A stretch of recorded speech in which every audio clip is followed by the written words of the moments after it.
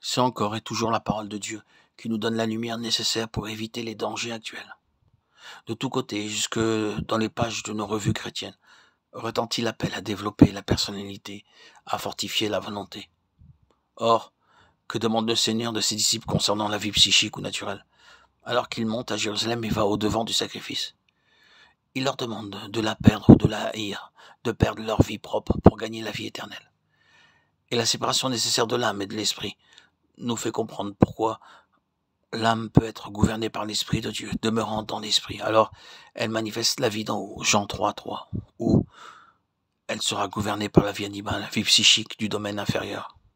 Ou encore, par les forces psychiques latentes amenées à l'action de façon ou d'autre, mais que souvent l'on confond avec les forces spirituelles.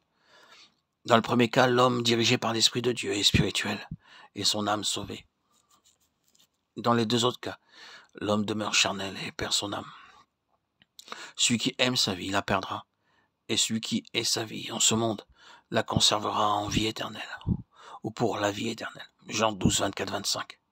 Cette déclaration du Seigneur n'est-elle pas suffisante pour montrer que la vie naturelle doit être crucifiée et non cultivée, et que les activités naturelles inférieures de l'âme doivent être tenues en bride, mises dans la possibilité de se manifester, être constamment crucifiées, pour qu'une autre vie, celle que le Seigneur lui-même, esprit vivifiant, communique à ses rachetés, puisse porter des fruits en eux. Qu'il est merveilleux de constater que la croix de Christ est et demeure la pierre de touche de toute chose. Puisqu'une puissance surnaturelle peut amener à l'action les forces psychiques latentes qui sont dans le croyant. Il n'est donc pas sans danger d'accepter toute manifestation de puissance comme procédant nécessairement de Dieu, à moins qu'elle ne vienne par l'intermédiaire de la croix et ne conduise dans le chemin de la croix.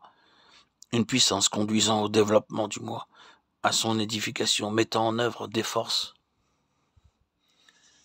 qui agissent sur les autres, en les contraignant, porte la marque de son origine.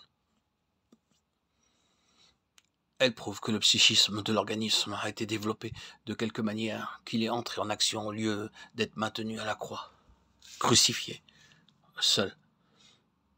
L'action constante de la croix laisse le chemin libre à l'influence du Saint-Esprit sur la conscience.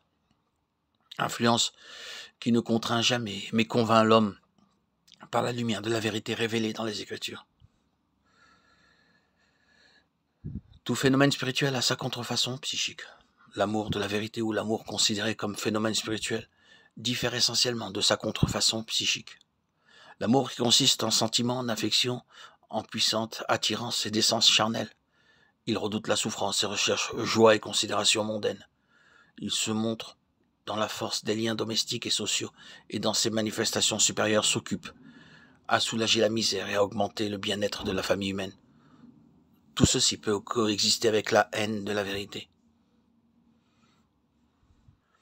L'amour, principe divin et phénomène spirituel, se distingue par des propriétés tout opposées.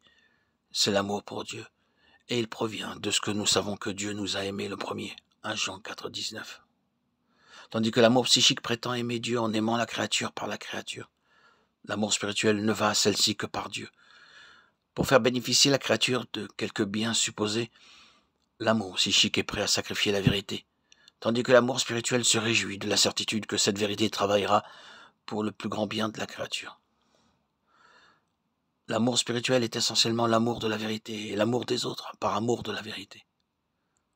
L'amour psychique, sous les dehors de l'amour spirituel, peut être discerné en ceci, que pour lui la vérité révélée est secondaire, alors que le trait essentiel de l'amour selon Dieu, c'est l'attachement supérieur exclusif à sa loi, à la vérité révélée.